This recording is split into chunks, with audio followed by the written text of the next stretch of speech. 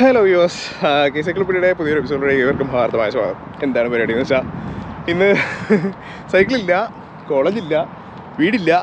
ഇന്നൊരു ഓട്ടമാണ് പരിപാടി, ഓട്ടം. അപ്പോൾ ഇന്ന് ബേസിക്കലി ഇവിടെ ഒരു ചെറിയ ട്രെയിനിൽ ഒരു ചെറിയൊരു ഓട്ടത്തിന് വേണ്ടി വന്നതാണ്. ഇപ്പോൾ ആകെ ഒരു 1/2 കിലോമീറ്റർ ആവുന്നേ ഉള്ളൂ. അപ്പം ഇന്ന് കുറച്ച് ദൂരം ഓടാമെന്നുള്ളതാണ് പ്ലാൻ. ഓരോരോ എക്സസൈസായിട്ട് മിസ് ചെയ്യുന്നുണ്ട്. ഞാനിപ്പോൾ ഇവിടെ വന്നിട്ട് ഭയങ്കരമായിട്ട് എനിക്ക് മിസ്സിങ് ഫീലിംഗ് തോന്നുന്നത് ഒരു എക്സസൈസാണ് സ്വിമ്മിങ്. കാരണം ഒരു പരിപാടി നടക്കുന്നില്ല. ആൻഡ് ഇവിടെ പൂൾസൊക്കെ ഫ്രീ ആണ്. അപ്പോൾ ഒന്ന് പൂളിൽ പോയി നോക്കണം. പിന്നെ ഇതാണിപ്പോൾ ഞാൻ ഓടിക്കൊണ്ടിരിക്കുന്ന സ്ഥലം. എങ്ങനെയുണ്ട്? അടിപൊളി സ്ഥലം അല്ലേ? അപ്പോൾ ഇത് കുറച്ച് ദൂരം പോകണം, ഒരു 2-2.5 കിലോമീറ്റർ ഓടം എന്നുള്ളതാണ് പ്ലാൻ.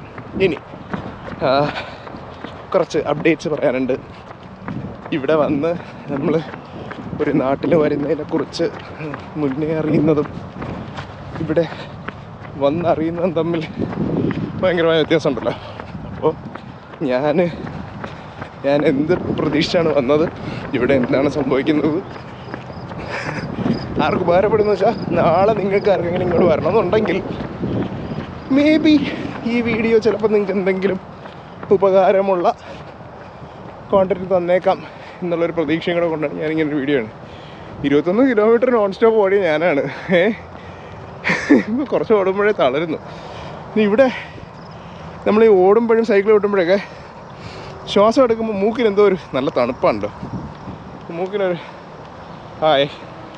മൂക്കിനൊരു ബുദ്ധിമുട്ട് ഫീൽ ചെയ്യാറുണ്ട്. എന്താണെന്ന് എനിക്കറിയില്ല. എൻ്റെ പുറകിലൂടെ കുറച്ച് കുണ്ടപ്പക്കറുകൾ സൈക്കിൾ ഓട്ടി പോകുന്നുണ്ടോ. ഇതൊരു സൈക്ലിംഗ് ട്രെയിലും കൂടെയാണ്. ഓക്കെ, അപ്പോൾ ബേസിക്കലി പറയാൻ വന്ന പോയിൻ്റ് എന്ന് പറയുന്നത്, നമ്മളൊരു അന്യനാട്ടിൽ വരുന്നു, ഒരു കംപ്ലീറ്റ്ലി പുതിയ കൺട്രിയിലോട്ട് വരുന്നു, നമ്മുടെ എല്ലാ കംഫർട്ട് സോണും ബ്രേക്ക് ചെയ്ത് വരുന്നു. അപ്പോൾ വരുമ്പോൾ നമ്മുടെ മനസ്സിൽ കുറേ പ്രതീക്ഷകളുണ്ടാവും. ആദ്യമേ തന്നെ ഒരു കാര്യം എല്ലാവരോടും പറയാനുള്ളത്, അങ്ങനെ എന്തെങ്കിലും പ്രതീക്ഷകളുണ്ടെങ്കിൽ അത് മാറ്റി വെച്ചിട്ട് മാത്രം വരേണ്ട രാജ്യമാണ് കാനഡ. അത് ഞാൻ എൻ്റെ അനുഭവത്തിൻ്റെ വെളിച്ചത്തിൽ നിന്ന് പറയുന്നതാണ്. നിങ്ങൾക്ക് അങ്ങനെ വലിയ പ്രതീക്ഷകളൊക്കെ ഉണ്ടെങ്കിൽ അത് മാറ്റി വെച്ചിട്ട് വേണം വരാൻ. Especially if you are coming as A student. ഒരു ജോലി കിട്ടി വരുന്നെങ്കിൽ അത് കംപ്ലീറ്റ്ലി ഡിഫറെൻറ്റ് അവസ്ഥയായിരിക്കും. നമ്മളൊരു സ്റ്റുഡൻ്റായിട്ട് വരുമ്പോഴത്തേക്ക് നമ്മുടെ കയ്യിൽ 5 പൈസ ഉണ്ടാവില്ല. നമ്മൾ നാട്ടിൽ രാജാവിനെ പോലെ ജീവിച്ച ആൾക്കാരായിരിക്കും. നമ്മളിവിടെ വന്നിട്ട് നമ്മൾ വളരെ വളരെ വളരെ പാടായിരിക്കും. നമ്മൾ വളരെ കഷ്ടപ്പെട്ട് തന്നെ ആയിരിക്കും മുന്നോട്ട് പോവുക. ഞാൻ ഇപ്പോഴും ഓർക്കണം, ഈ നമ്മുടെ വീട്ടിലൊക്കെ വെച്ചിട്ട് ഈ മീനൊക്കെ കൊണ്ടുവരുന്ന ചേച്ചിമാരോടൊക്കെ, അമ്മയും വൈഫൊക്കെ, അതെന്തിനാ 200 രൂപയ്ക്ക് എന്തിനാ, അത് 150 രൂപ വരെ, 300 രൂപ ഇല്ലല്ലോ, അതിൽ 250 രൂപയുടെ സാധനമല്ലേ ഉള്ളൂ, 50 രൂപയ്ക്ക് കണക്ക് പറയുമ്പോൾ ഞാൻ പറയുന്നത്, എന്തിനാണ് നമ്മൾ ഈ 50 രൂപ അവരെ നിന്ന് പിടിച്ച് വാങ്ങുന്നത്? അവരുടെ 50 രൂപ കൊണ്ട് അവർ ജീവിക്കട്ടെ. 50 രൂപ നമുക്കൊന്നും ആവാൻ പോകുന്നില്ല. നമ്മൾ അവരോട് ബാർഗൈൻ ചെയ്യേണ്ട എന്ന് പറയുമായിരുന്നു.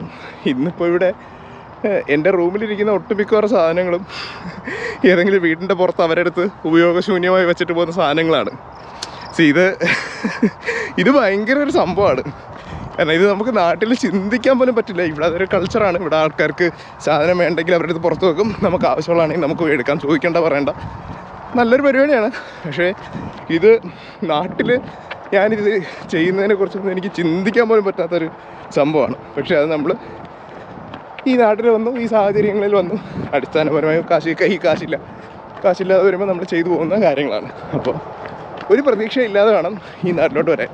അതാണ് എനിക്ക് നിങ്ങളോട് ആദ്യം പറയാനുള്ളത്. രണ്ടാമതെന്ന് പറയുന്നത് ജോലി. ഞാനിതേക്കുറിച്ച് പറയാൻ, ഞാനൊരു ഇമിഗ്രേഷൻ കൺസൾട്ടൻറ്റോ ഇതേക്കുറിച്ച് ആധികാരികമായി അറിയാവുന്ന, ലേബർ മാർക്കറ്റിനെ കുറിച്ച് ആധികാരികമായി അറിയാവുന്ന ആളൊന്നുമല്ല. ഞാൻ കുറച്ച് റിസർച്ച് ചെയ്യാറുണ്ട്. ഞാൻ വായിച്ചതിൽ നിന്നും പഠിച്ചതിൽ നിന്നും മനസ്സിലാക്കിയ കുറച്ച് കാര്യങ്ങൾ പറയാൻ വേണ്ടിയിട്ടാണ് ഞാൻ വന്നത്. എനിക്കൊരു പാർട്ട് ടൈം ജോലി കിട്ടി. അത് എഗെയിൻ എൻ്റെ മിടുക്ക് കൊണ്ട് കിട്ടി എന്നൊന്നും എനിക്ക് പറയാൻ പറ്റില്ല. ഭാഗ്യം കൊണ്ട് കിട്ടി എന്ന് മാത്രം പറയുന്നു. എവിടെയൊക്കെയോ ചെയ്ത the good things that I have done as an employee, എനിക്കതൊരു ഉപകാരമായി എന്ന് തോന്നുന്നു. അപ്പോൾ എനിക്കൊരു ജോലി കിട്ടി. അപ്പോൾ എൻ്റെ കാര്യം നടന്നു. പക്ഷേ എൻ്റെ കാര്യം നടന്നുകൊണ്ടല്ല ആയില്ലല്ലോ. എനിക്ക് ചുറ്റും ഒരു സമൂഹമുണ്ടല്ലോ. അപ്പോൾ അവരുടെ കാര്യം എന്തായി എന്നുള്ളതാണ് ഞാൻ പറയാൻ ഉദ്ദേശിക്കുന്നത്. എൻ്റെ ക്ലാസ്സിൽ ആകെ 13 പേരേ ഉള്ളൂ. ഇതിൽ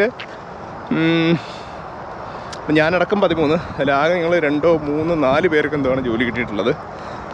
ഒരു ജോലി കിട്ടാൻ പാടാണ് ഗൈസ്. അതായത് അത് രണ്ട് കാരണമാണ്. ഒന്ന്, ഈ ടൊറൻറ്റോ ആയതുകൊണ്ടാണ്. ടൊറൻറ്റോയിൽ ജോലി കിട്ടാൻ വളരെ പാടാണ്.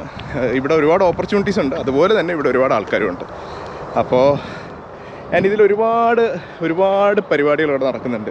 ഞാൻ കുറച്ച് കാര്യങ്ങൾ പറഞ്ഞുതരാം. ഇതൊക്കെ നിങ്ങൾ ഇപ്പോഴേ പഠിച്ചു വെച്ചോളൂ. ഇതൊക്കെ ഇവിടെ വന്നിട്ട് ഇതൊക്കെ അയ്യോ ഇങ്ങനെ കൊണ്ടോ ഇല്ലയോ എന്നൊക്കെ അറിയുമ്പോഴത്തേക്ക് നിങ്ങൾക്കൊരു ബുദ്ധിമുട്ടായിരിക്കും. അപ്പോൾ നിങ്ങൾ മനസ്സിലാക്കിയിരിക്കേണ്ട കാര്യം ഇത്രയേ ഉള്ളൂ. SIN എന്ന് പറയുന്നൊരു നമ്പറുണ്ട്, സിൻ. സിൻ എന്ന് പറയുന്നൊരു നമ്പറുണ്ട്. നമ്മുടെ ആധാർ എന്നൊക്കെ പറയുന്ന പോലെ സോഷ്യൽ ഐഡൻറ്റിഫിക്കേഷൻ നമ്പർ എന്ന് പറയുന്നത് നമ്മുടെ US സോഷ്യൽ സെക്യൂരിറ്റി നമ്പർ എന്നൊക്കെ പറയുന്ന ഒരു നമ്പറാണ്. ഈ നമ്പർ എല്ലാവർക്കും കിട്ടും. ഇവിടെ വരുന്ന എല്ലാ സ്റ്റുഡൻസിനും സിൻ നമ്പർ കിട്ടും. നമ്മളിപ്പോൾ ഒരു ജോലിക്ക് കയറുകയാണെങ്കിൽ ഐഡിയലി നമ്മൾ നമ്മുടെ സിൻ നമ്പർ കൊടുത്തിട്ടാണ് ഇവിടെ ജോലിക്ക് കയറുന്നത്. സിൻ നമ്പർ കൊടുത്തിട്ട് ജോലിക്ക് കയറിയുള്ള ഗുണമെന്ന് വെച്ചാൽ നമുക്ക് എല്ലാ ബെനിഫിറ്റ്സും കിട്ടും. ഇൻ ദ സെൻസ് മിനിമം പേ എന്ന് പറയുന്നത് ഇപ്പോൾ ടൊറൻറ്റോയിൽ $16, $16.55 ആണ് ഇവിടുത്തെ മിനിമം പേ എന്ന് പറയുന്നത്. നമ്മുടെ സിൻ നമ്പർ കൊടുത്ത് ജോലിക്ക് കയറി കഴിഞ്ഞാൽ എംപ്ലോയർ ബാധ്യസ്ഥനാവുകയാണ്. നമുക്ക് 1 മണിക്കൂർ നമ്മൾ പണിയെടുത്തിട്ടുണ്ടെങ്കിൽ മിനിമം അയാൾ നമുക്ക് $16.55 തന്നിരിക്കണം. അപ്പോൾ എന്ത് സംഭവിക്കുമെന്ന് വെച്ചാൽ ഇവിടെ ക്യാഷ് ജോബ്സ് എന്ന് പറഞ്ഞൊരു സംവിധാനമുണ്ട്. $10 ആൾക്കാർ പണിയെടുക്കുന്നത്. ക്യാഷ് ജോബ്സ് എന്ന് പറഞ്ഞാൽ നമ്മൾ പോവും, നമ്മുടെ സിന്നും കൊടുക്കില്ല, ഒന്നും കൊടുക്കില്ല. നമ്മളവിടെ പണിയെടുക്കുന്നതായിട്ട് യാതൊരു രേഖയും ഉണ്ടാവില്ല. പക്ഷേ നമ്മൾ പണിയെടുക്കും, നമ്മൾ അന്നത്തെ പൈസ കഴിയുന്നു, വാങ്ങിക്കുന്നു, പോകുന്നു. എന്ത് സംഭവിക്കുന്നത് അറിയോ? ഇവിടെ എന്താ സംഭവിക്കുന്നതെന്ന് ഞാൻ പറഞ്ഞുതരാം. ഒരാൾക്ക് ഒരു സിന്നിലൊരു ജോലി, അതായത് ഒരു റെസ്പെക്റ്റബിൾ ജോലി കിട്ടണമെന്നുണ്ടെങ്കിൽ $16 കൊടുക്കണമല്ലോ. പക്ഷേ ഇവിടെ ഇൻ്റർനാഷണൽ സ്റ്റുഡൻസിൻ്റെ ചാകരയാണ്. ഒട്ടനവധി ഇൻ്റർനാഷണൽ സ്റ്റുഡൻസ് ഉണ്ട്. അതുകൊണ്ട് തന്നെ $10 കൊടുത്താൽ എംപ്ലോയറിനെ സംബന്ധിച്ചിടത്തോളം $10 അവൻ വേണമെങ്കിൽ അവൻ എന്ത് വൃത്തിയുടെ കണ്ടീഷൻസിലാണോ അവൻ പണിയെടുത്തോളും. അവനായിട്ട് പീഡിപ്പിച്ചാലും അവൻ മിണ്ടാതെ പണിയെടുത്തുകൊണ്ട് പോകും. അവൻ പോയാൽ അവൻ അതുപോലെ 100 പേരെ വേറെ കിട്ടും എന്നുള്ളത് എംപ്ലോയറിനും അറിയാം. അപ്പോൾ ഇങ്ങനെ വരുമ്പോൾ ഉണ്ടാകുന്ന പ്രശ്നം എന്താ അറിയോ? ഒരു തരം ചൂഷണം നടക്കുന്നുണ്ടെന്ന് തന്നെ പറയേണ്ടി വരും. അപ്പോൾ എനിക്കിപ്പോൾ അറിയാവുന്ന 2-3 പേര് പല ജോലിയൊക്കെ പോകുന്നുണ്ട്. എന്നുവെച്ചാൽ 2-3 ജോലി ചെയ്യുന്നവരുണ്ട്. അവിടെ നിന്നും അങ്ങനെയൊക്കെ രണ്ടറ്റം കൂട്ടിമുട്ടിക്കാൻ പാടുപെടുന്നവരുണ്ട്. അപ്പോൾ അതിൽ ചില ഇതുപോലുള്ള ജോലിയൊക്കെ പോയിട്ട് $10, $8 പണിയെടുക്കുന്നവരുണ്ട്. നിങ്ങൾ ആലോചിച്ച് നോക്കൂ, ഒരു റെസ്റ്റോറൻറ്റിലൊക്കെ കിച്ചണിൽ പിടിച്ചിടും, അടിമയെ പോലെ പണിയെടുപ്പിക്കും, എന്നിട്ട് $8 കൊടുക്കുന്നത്. അതേ സ്ഥാനത്ത് $16 പണിയാണ് അവൻ എടുക്കുന്നത്, പക്ഷേ ആ കിട്ടുന്ന $8. അപ്പോൾ ഇവിടെ അങ്ങനെ ഒരു വളരെ ബ്ലേറ്റൻ്റ് ആയിട്ടുള്ള ഒരു എക്സ്പ്ലോയിറ്റേഷൻ ഇവിടെ നടക്കുന്നുണ്ട്. അത് it's actually very sad to see. പക്ഷെ ഒന്നും ചെയ്യാൻ പറ്റില്ല, കാരണം അത്രത്തോളം നമ്പേഴ്സായിപ്പോയി. അതുകൊണ്ടാണ് സർക്കാർ ഇപ്പം കുറച്ച് മെഷേഴ്സ് കൊണ്ടുവന്നിട്ട് ഈ ഇൻ്റർനാഷണൽ സ്റ്റുഡൻസിൻ്റെ പോപ്പുലേഷൻ ഒന്ന് കുറയ്ക്കാനായിട്ട് ശ്രമിച്ചുകൊണ്ടിരിക്കുന്നത്. ഇനി ഞാൻ വേറെ കുറച്ച് കാര്യങ്ങൾ പറയാം. നിങ്ങളിവിടെ പഠിക്കാനാണ് വരുന്നത് എങ്കിൽ, ഞാൻ ചെയ്ത എല്ലാ റിസർച്ചിൽ നിന്നും എനിക്ക് മനസ്സിലായത് കാനഡയുടെ ഇൻ്റർനാഷണൽ സ്റ്റുഡൻസിനെ ഹയർ ചെയ്ത എൻറ്റയർ മെത്തഡോളജി തെറ്റായിരുന്നു എന്നാണ് ഇപ്പോൾ പഠനങ്ങൾ പുറത്തു വരുന്നത്. കാരണം ഇവിടെ ഒരു ലേബർ മാർക്കറ്റുണ്ട്. ഇവിടെ ഒരു മാർക്കറ്റിൽ എന്ത് ജോബ്സാണോ എന്ത് സ്കിൽസാണോ ആവശ്യമുള്ളത് അതിനനുസൃതമായിട്ടല്ല ഇവിടെ ഇൻ്റർനാഷണൽ സ്റ്റുഡൻസിനെ ഹയർ ചെയ്ത് വെച്ചിരിക്കുന്നത്. അത് തന്നെ വലിയൊരു പരാജയമാണ്. നിങ്ങൾ ആലോചിച്ച് നോക്ക്, നമ്മളൊക്കെ ഇൻ്റർനാഷണൽ സ്റ്റുഡൻസായിട്ട് ഇവിടെ വരുന്നു. ഇവിടെ അതിനുള്ളൊരു മാർക്കറ്റല്ല നമ്മൾ പഠിക്കുന്ന പ്രോഗ്രാം. ഞാൻ എൻ്റെ പ്രോഗ്രാമിനെ കുറിച്ചല്ല പറയുന്നത്. നമ്മൾ പഠിക്കുന്ന പ്രോഗ്രാം ഇന്ന് ഇവിടെ ജോലി ഇല്ല എന്നാണെങ്കിൽ നമ്മൾ എത്ര ലക്ഷം രൂപ മുടക്കിയിട്ടാണ് ഇവിടെ വരുന്നത്. അപ്പോൾ ആ പൈസ വെറുതെ ആയി പോകുകയെന്ന് പറയുന്നത് വളരെ സങ്കടകരമായൊരു കാര്യമാണ്. ഞാൻ ഇന്നും വായിച്ചു, ഇന്നലെയും വായിച്ചു. 2-3 ദിവസം കൊണ്ട് ഞാൻ കുറേ ആർട്ടിക്കിൾസ് വായിക്കുന്നുണ്ടായിരുന്നു. എല്ലാത്തിലും പറയുന്നത് കഴിഞ്ഞൊരു 5 വർഷത്തെ ഡേറ്റ എടുത്ത് നോക്കുകയാണെങ്കിൽ ഏറ്റവും കൂടുതൽ ആൾക്കാർ പഠിക്കാൻ വന്നിട്ടുള്ള പ്രോഗ്രാം എന്ന് പറയുന്നത്, ഞാനിത് പറയുമ്പോൾ നിങ്ങൾക്ക് എന്നോട് ബുദ്ധിമുട്ട് തോന്നരുത്, ഇത് ഞാൻ ഡേറ്റ വെച്ച് സംസാരിക്കാറുള്ളൂ, ഡേറ്റയാണ് സംസാരിക്കുന്നത്. അപ്പോൾ ഏറ്റവും കൂടുതൽ ആൾക്കാർ പഠിക്കാൻ വന്നിട്ടുള്ളത് ബിസിനസ് എന്ന് പറയുന്ന പ്രോഗ്രാമാണ്. ഈ ബിസിനസ് എന്ന് പറയുമ്പോഴത്തേക്ക് ടെക്നിക്കൽ പ്രോഗ്രാംസ് അല്ല, നമ്മുടെ നോൺ ടെക്നിക്കൽ പ്രോഗ്രാംസാണ്. അതിൽ ഈ പറയുന്ന മാർക്കറ്റിംഗ്, HR മുതലായ പരിപാടികൾ, ലോജിസ്റ്റിക്സ്, ഇൻ്റർനാഷണൽ ബിസിനസ് മാനേജ്മെൻറ്റ്, ഇങ്ങനെയുള്ള കോഴ്സസാണ് ഏറ്റവും കൂടുതൽ ആൾക്കാരോട് പഠിക്കാനായിട്ട് വന്നിട്ടുള്ളത്. അതിനിവിടെ ജോലിയില്ല എന്ന് ഒട്ടനവധി റിസർച്ചുകൾ പറയുന്നുണ്ട്. അപ്പോൾ ജോലിയില്ലാത്ത ഒരു കോഴ്സ് നമ്മൾ എന്തിനെടുത്ത് പഠിക്കാൻ വരുന്നു എന്ന ക്വസ്റ്റ്യൻ നമ്മളോട് തന്നെ ചോദിക്കണം. ആലോചിച്ച് നോക്കും, ഇതൊന്നും വെറുതെ പഠിക്കുന്നതല്ല, ഇതിനൊക്കെ നല്ല കാശ് കൊടുക്കുന്നുണ്ട്. ഇത്രയും കാശ് കൊടുത്ത് നമ്മൾ പഠിക്കുന്ന കോഴ്സിന് നമുക്ക് ജോലി കിട്ടുന്നില്ല എന്ന് പറഞ്ഞാൽ അതൊരു വളരെ ഹൊറിബിൾ അവസ്ഥയാണ്. ഒട്ടനവധി ആൾക്കാർ വരുന്നുണ്ട്, പഠിക്കുന്നുണ്ട്, പക്ഷെ ആർക്കും ജോലി കിട്ടുന്നില്ല. ഇവിടെ കുറച്ച് കോളേജസ് ഉണ്ട്. എനിക്ക് തോന്നുന്നു കോൺസ്റ്റോഗ എന്ന് പറഞ്ഞൊരു കോളേജുണ്ട്. കോൺസ്റ്റോഗയാണ് ഏറ്റവും കൂടുതൽ ഇൻ്റർനാഷണൽ സ്റ്റുഡൻസിനെ ഹൗസ് ചെയ്യുന്നൊരു കോളേജ്.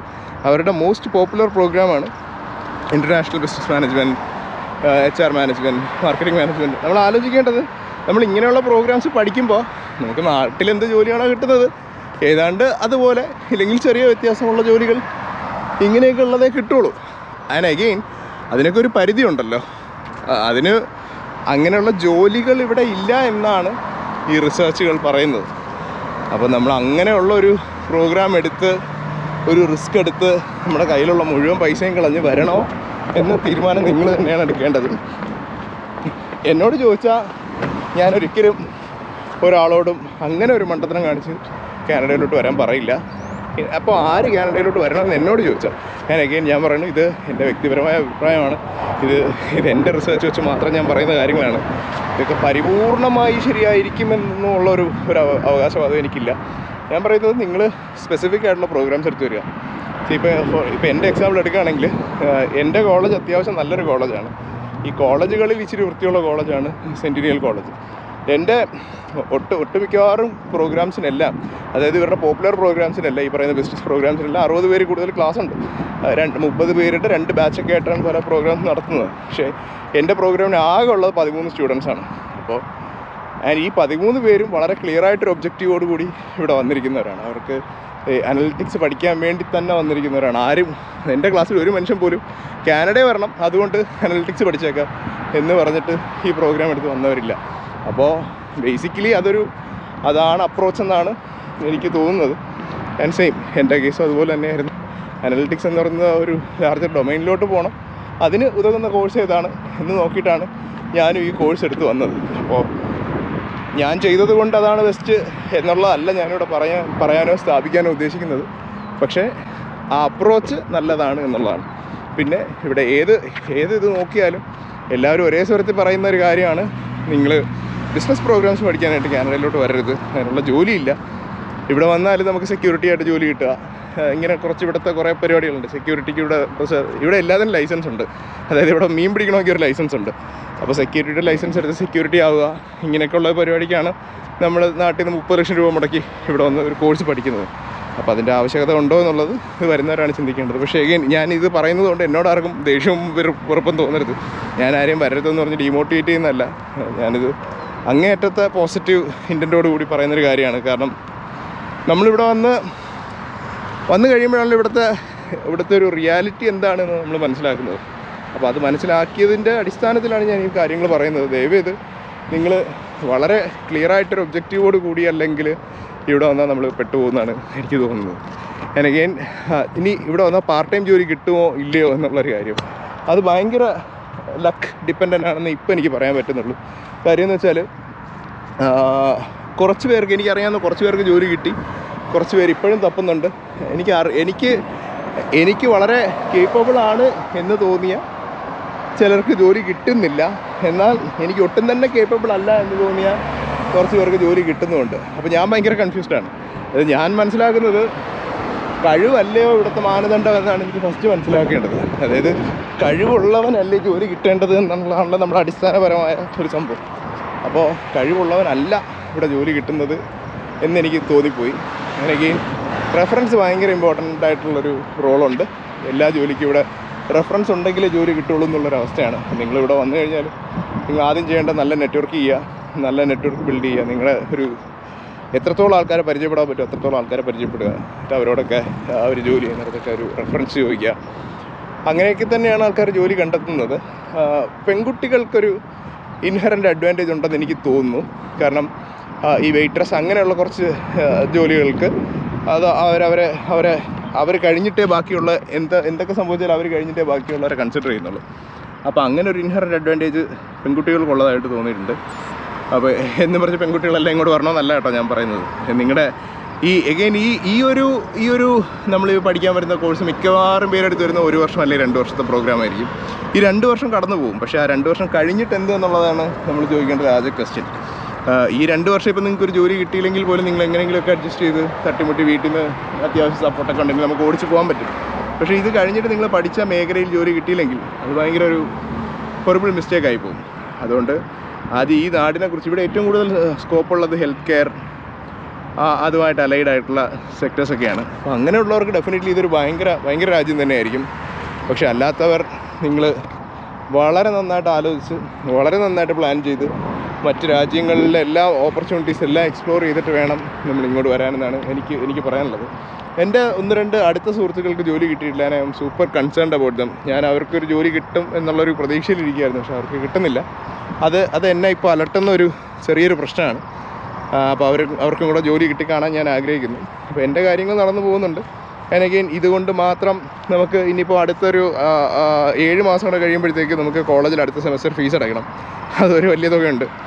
അപ്പോൾ ഇതുകൊണ്ട് മാത്രം ഈ ഫീസ് അടയ്ക്കാൻ പറ്റുമെന്നുള്ള കാര്യം അറിയില്ല. എൻ്റെ കണക്കുകൂട്ടലിൽ പറ്റുന്നില്ല എന്നാണ് തോന്നുന്നത്. പക്ഷേ നോക്കണം. പല കാര്യങ്ങളുണ്ട്. അപ്പം ഇതിനിടയിൽ ചിലവുകളുണ്ട്. പിന്നെ ഇങ്ങനെയുള്ള എല്ലാം ഓടിച്ച് ഒന്ന് റെഡിയാക്കി എടുക്കണമല്ലോ. പാടാണ്. Life is not easy, life is difficult. പിന്നെ നമുക്ക് ഇമോഷണലി നമുക്ക് ഒട്ടനവധി ചാലഞ്ചസ് ഉണ്ടാകും. നമുക്ക് വീട്ടുകാരെ മിസ് ചെയ്യും, നാട് മിസ് ചെയ്യും. എനിക്ക് നാട് ഭയങ്കരമായിട്ട് മിസ് ചെയ്യുന്നില്ല, പക്ഷേ എനിക്ക് വീട്ടുകാരെ ഭയങ്കരമായിട്ട് തന്നെ മിസ് ചെയ്യുന്നുണ്ട്. നമ്മുടെ സുഹൃത്തുക്കളെ മിസ് ചെയ്യുന്നുണ്ട്. നാട് ആസച്ച് എനിക്ക് ഓക്കെയാണ്. അത് കഴിഞ്ഞ് ഞാൻ വന്ന ക്ലൈമറ്റിൻ്റെയും ഇവിടുത്തെ സാഹചര്യങ്ങളുടെ ഉണ്ടായിരിക്കാം. പിന്നെ വേറെ എനിക്ക് പ്രശ്നങ്ങളൊന്നുമില്ല. പക്ഷേ ഇറ്റ്സ് ഡിഫിക്കൽട്ട്. അപ്പോൾ അതെല്ലാവരും മനസ്സിൽ വെച്ചിട്ട് വേണം ഇങ്ങോട്ട് വരാൻ ഒരു തീരുമാനം എടുക്കാൻ. അല്ലെങ്കിൽ പിന്നെ നമ്മുടെ സൈക്കിൾ വീഡിയോസ് കാണാത്തതെന്ന് പറയുന്നത്, ഞാൻ എന്നൊക്കെ സൈക്കിൾ എടുക്കാമെന്ന് പ്ലാൻ ചെയ്യുമോ അന്നൊക്കെ ഇവിടെ രാവിലെ മഴയാണ്. ഇല്ലെങ്കിൽ ഞാനിപ്പോൾ രാവിലെ എടുക്കണ്ട, അന്ന് കഴിഞ്ഞ ഞായറാഴ്ച ഇറങ്ങാം, ഒരു ട്രെയിൽ പോകാമെന്ന് വെച്ചാൽ എല്ലാം കണ്ടുപിടിച്ച് എല്ലാം സെറ്റ് ചെയ്ത് വെച്ചിട്ട് വൈകുന്നേരം ഇറങ്ങാം. രാവിലെ മഴയെന്ന് വെച്ചാൽ രാവിലെ ഞാൻ കിടന്ന് ഉറങ്ങി, വൈകുന്നേരം ആകുമ്പോൾ വൈകുന്നേരം മഴ. അപ്പോൾ അങ്ങനെയാണ് നമ്മുടെ കാര്യം നടക്കാതെ പോയത്. അപ്പോൾ എന്താണെങ്കിലും നമ്മൾ ചവിട്ടും. ഈ ശനി ഞായറൊക്കെ കുറച്ച് പരിപാടികൾ പ്ലാൻ ചെയ്ത് വെച്ചിട്ടുണ്ട്. അപ്പോൾ നോക്കാം ഗൈസ്. അപ്പോൾ ഉള്ള സമയത്തിൻ്റെ ഇടയിൽ ഇതുപോലെ നമുക്ക് ഇടയ്ക്കിടയ്ക്ക് വെച്ച് കാണാം. ഇതുപോലെ ഒന്ന് കണ്ട് നിങ്ങൾ എന്തെങ്കിലുമൊക്കെ വിശേഷങ്ങളൊക്കെ പറഞ്ഞിട്ട് പോകാം. അപ്പോൾ ഇപ്പോൾ തൽക്കാലം വയ്ക്കുകയാണ്. It's me Vishnu signing off. Thank you so much.